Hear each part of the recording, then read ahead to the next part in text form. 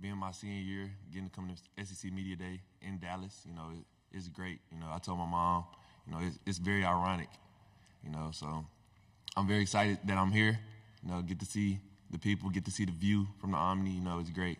So I really appreciate that from my head coach. Do you get the feeling that the season's getting closer? Are you getting the itch? And how have you guys practiced so far? Oh, it's been great. The team camaraderie, the player-led, it's been very fun, exciting. We've been working extremely hard this summer, going day by day, getting closer to fall camp. The only thing we can do is just focus on the next day and getting better at doing that. Right here in the front row. Hey, Dallas. AP Stedham, AP and Kelly, as we see at syndicated radio. Dallas, tell the people about a Bobby Petrino offense. What's so unique for the wide receivers, and how do you like your new quarterback transfer from Boise State? Man, getting coached by Coach Petrino has been great. He's been helping us with the plays. We plan, we're going to try to be explosive this year. And, with Taylor Green coming in, the leader he is, he's 6'7", looking at him, you can already think he is a leader, so he's been great, talking with the players, talking with the team. It's been exciting. We'll go here in the front row on the right. Eric Bailey with the Tulsa World. I want to ask you about Luke Hogs. What does he bring to the offense? I know he had a shortened season last year, but as a young player, what can he do to help the offense? The biggest word I can say about Luke Hogs is consistent. He's one of the most consistent players on the team with his hands, with his route running, with his ability to learn the plays and stay locked in. Luke, like I said, we've seen him. Like, even with the short spurt of games he's played in, just imagine if he, played the whole season. He's been great. He's still young, and for him to play at the ability that he's playing at his age is astounding. Left side in the back row. Morning, Noah Gross with KXAN in Austin. I know as a Texas native, you probably know all about UT and all things like that. Is the game against Texas something family and friends are talking about a little bit? And what do you kind of expect with everything you've heard about this rivalry starting back up? I know the last time they played them, it was like one of the seventh most. Like the attendance there was extremely high. So I feel like coming back with this year, we got Bobby Petrino back. It might even jump that, So I'm just ready to play. I'm just ready to play them as well.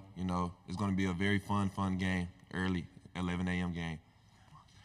Right side on the aisle. Yeah, Andrew, Courtney Mims, Pig Trail Nation, you decided to come back to Arkansas for another season. What went into that decision, and what makes you confident in this Razorbacks team? We were extremely confident last year, and looking at how the team was last year with those close losses that we had, I feel like we can build on top of that. And with me, I feel like if I would have left, I would just left, like try to get to the NFL and things like that. But I feel like it was unfinished business here, and I feel like we can do something extremely great here, and that's why I came back. Left side in the back. What were the toughest parts of making the jump from A&M Commerce to the SEC, and what were some things that came easily? I said this one time in an interview last year, man, them workouts, that first day workout when I first got to Arkansas, I almost called my mama and asked, is there a way I can go back to Commerce? Because them workouts was extremely, man, that first week for everybody is just, you gotta be mentally tough.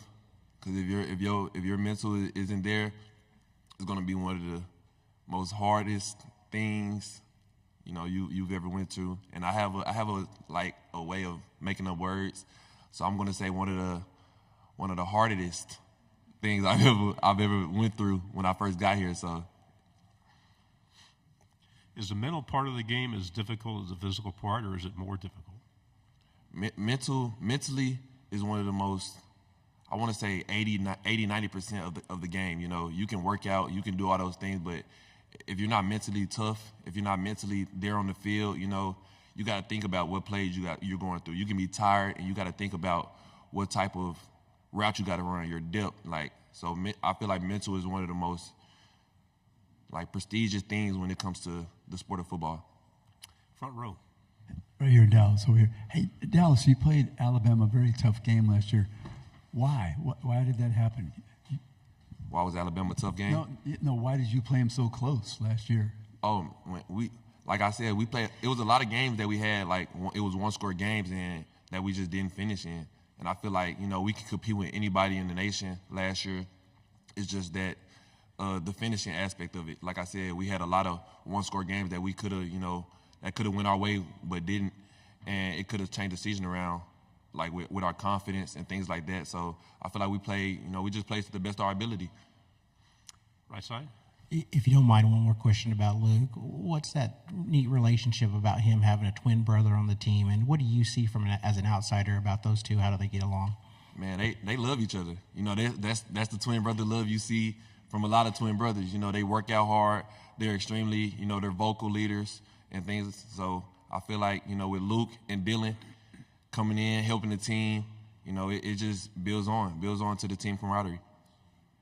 Left side again. What can you tell us about what else Arkansas has at the wide receiver position, and anybody that you think could really break through this year? Anybody who's really impressed you with the work they've done this offseason? Definitely. We have Tyrone Broden, 6'7", fast dude on the team. You don't see that a lot. He's good in getting down in his breaks. He's good in catching the ball in traffic. He's good at going up and catching the ball. He's been extremely, extremely, extremely locked in this year. We also have Isaiah Santana, Jadon Wilson, Davion Dozier, C.J. Brown, a lot of young guys as well, Desmond James, Jordan Anthony. Like I said, Jordan Anthony, like we talked about the NCAA game, and he is an absolute cheat code because he has a 98 speed, and you could just say down, say hut, and just throw the ball, and he's just going to run under it and catch it. So, but I feel like our receiving room as a whole has been it's been great. With the tough losses last year, what was the message during that tough time, and how's the message going into this year? Next day. The next day was the message. We can lose a game, but the game is lost. Like, there's nothing you can do about. You can't harp on it. You can't be sad about it. Just like if I drop a ball in the game, like me getting mad about dropping the ball isn't going to do anything but mess up my mental during the game. So if I drop a ball, I just got to say next play, because that next play can be a 90-yard catch, but I just dropped a 5-yard catch, which could have turned into a 15-yard. So you just got to stay focused and keep your mind on the swivel. Another question on the left side. Arkansas's, I believe, their first conference road game this year is at Jordan-Hare Stadium in Auburn. You weren't on the team the last time Arkansas went to Auburn, but I imagine you've heard about playing at Jordan-Hare before. What have you heard about making the trip to Auburn? I haven't heard a lot about going down there and playing, but like I said, we had that long stretch last year, the 5 away games. So with that being my first year in the SEC, I'll be kind of used to taking the travel and playing in away games. So I feel like it's gonna be great. It's gonna be fun. Anything else for Andrew? Got a couple minutes. He's a good talker. Okay, left side. Obviously, to get the ball, you have to have Taylor Green standing. What can you say about the offensive line and how they've improved from last year to this year to make sure that you're getting the targets that you deserve? Man, the O-line is one of the most together O-lines I've ever seen. They come in together on the weekend, 7 days a week, in the training room together, in the pool together, doing rehab together, and they're not even hurt.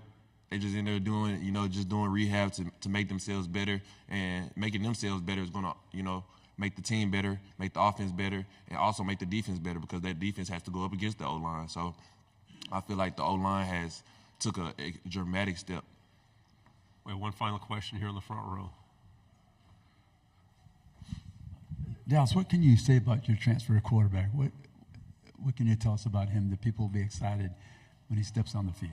Taylor Green is he's one of the most happy guys I've been around. He's ready to play. He's ready to. He loves when he messes up, because it helps him. It builds him. It builds him, and he's that leader that a team needs. Everybody can go to him, ask him a question about a route, and he knows everything. He knows you could tell he's been in the playbook, and he's locked in.